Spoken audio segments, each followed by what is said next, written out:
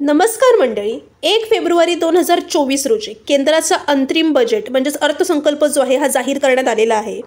तोच अर्थसंकल्प मी या व्हिडिओमध्ये जो आहे तुम्हाला सोपा भाषेत सांगण्याचा प्रयत्न करणार आहे.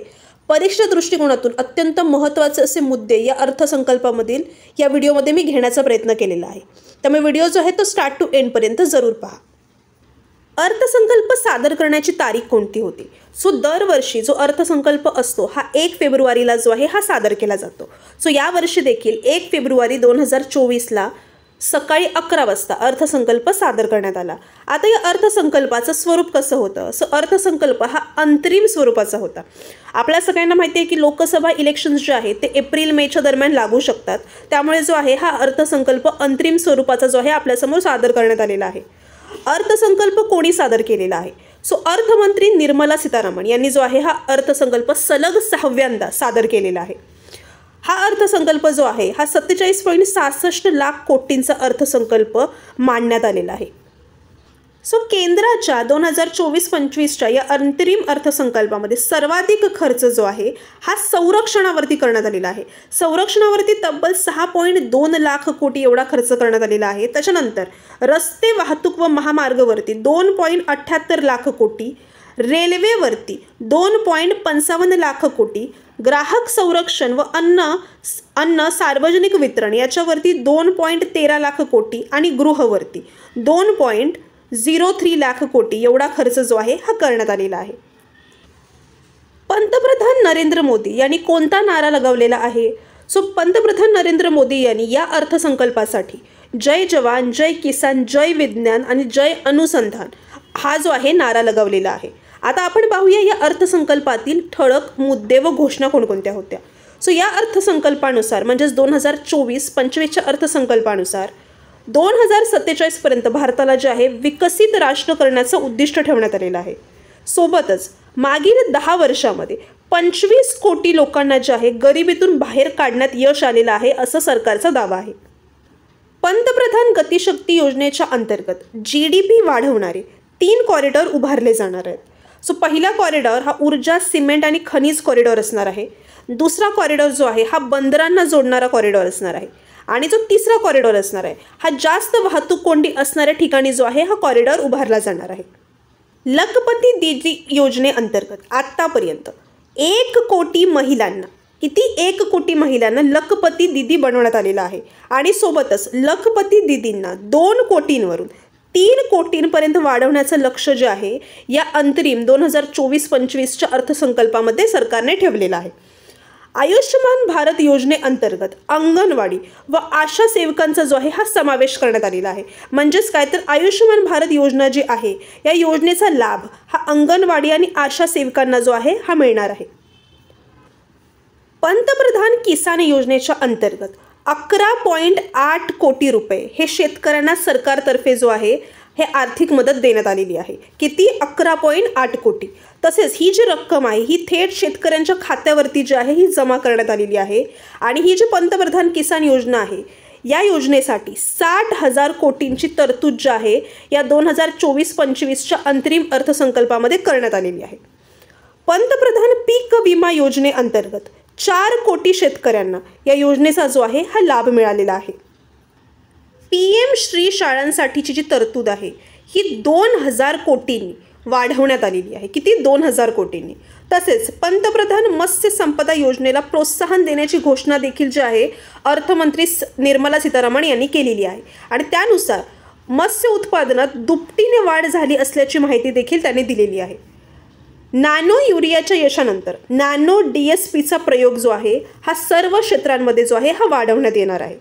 तसेच दुग्ध उत्पादकांच्या मदतीसाठी जे आहे ह्या वेगवेगळ्या योजना देखील या अर्थसंकल्पाच्या आधारे आखण्यात येणार आहेत. 80 कोटी लोकांना 80 कोटी लोकांना मोफत धान्य वाटप करण्यात आलेलं आहे. सोबतच तेल बियांमध्ये देश आत्मनिर्भर व्हावा यासाठी जे आहे प्रयत्न करण्यात येणार आहेत. मोहरी आणि भुईमूग लागवडीला प्रोत्साहन देण्यात येणार आहे. तसंच सरकार जे आहे 5 इंटिग्रेटेड एक्वा पार्क उघडणार असल्याची घोषणा देखील निर्मला सीतारामन यांनी केलेली आहे. PM मुद्रा योजनेच्या अंतर्गत 43 कोटींचं जे कर्ज आहे हे 22.5 लाख युवकांना जे आहे हे वितरित केले गेलं आहे. सोबतच ज्या महिला उद्योजक आहेत त्यांना 30 कोटी रुपयांचं जे मुद्रा कर्ज आहे हे आतापर्यंत देण्यात आलेली आहेत. 38 कोटी जनतेला DBT म्हणजे डायरेक्ट बेनिफिट ट्रान्सफरच्या माध्यमातून थेट फायदा झालेला आहे. किती? 38 कोटी जनतेला. 1.4 कोटी तरुणांना स्किल इंडिया मिशनच्या माध्यमातून जे आहे हे प्रशिक्षण दिलं जाणार आहे. मिशन कर्मयोगीसाठी सरकार जे आहे हे 86.13 कोटी रुपये जे आहे हे देणार आहे.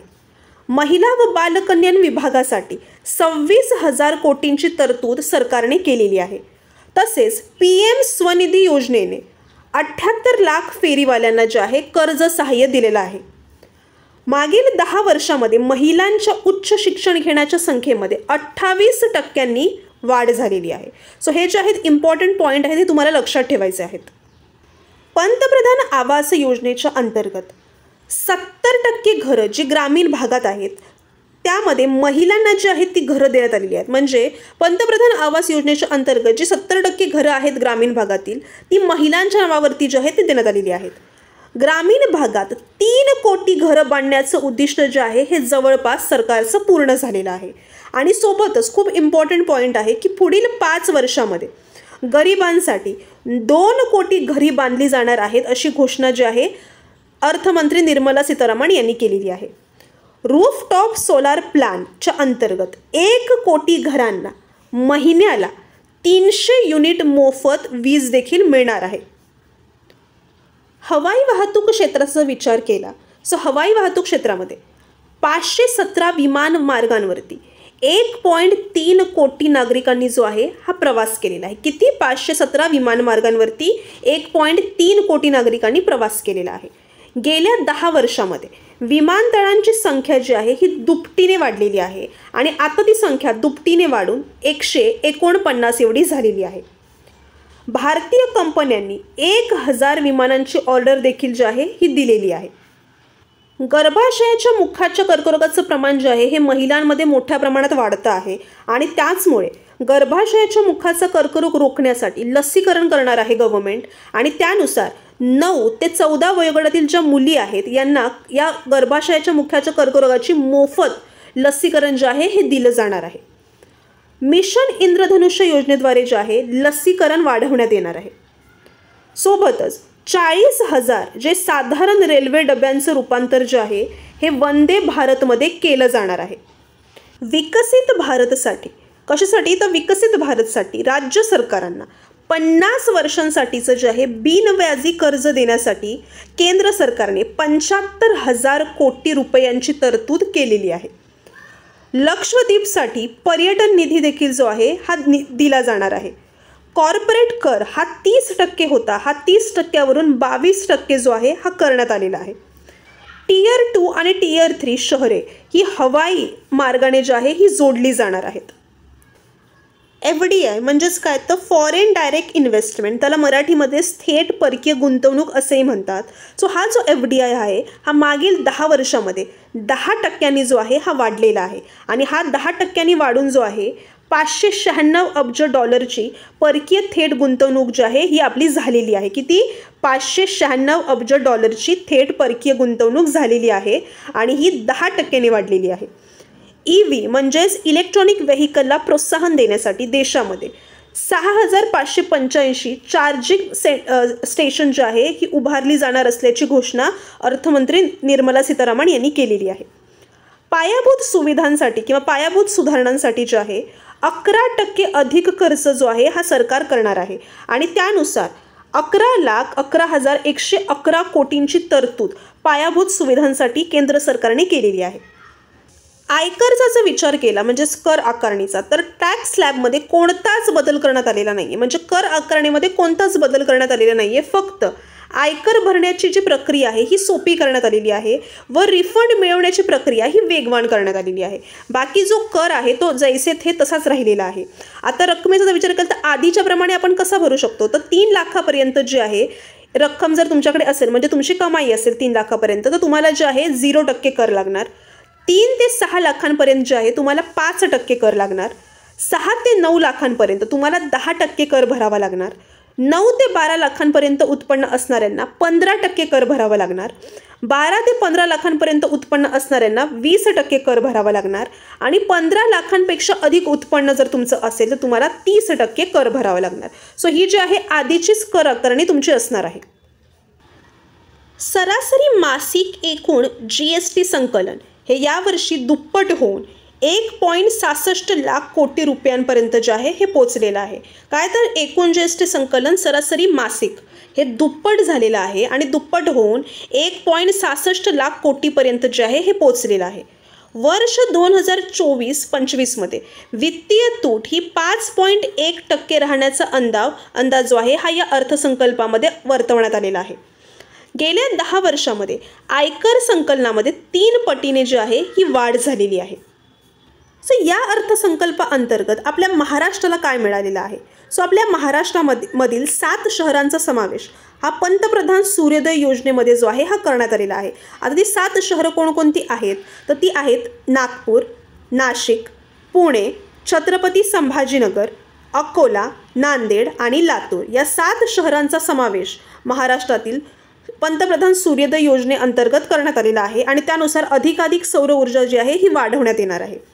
साखर कारखान्यांसाठी जे आहेत 10,000 कोटींची जी आहे साखर कारखान्यांना कर्ज सवलती मिळणार आहेत महाराष्ट्रातील. तसेच महाराष्ट्रामध्ये रेल्वेसाठी 15,554 कोटींची तरतूद या अर्थसंकल्पामध्ये करण्यात आलेली आहे.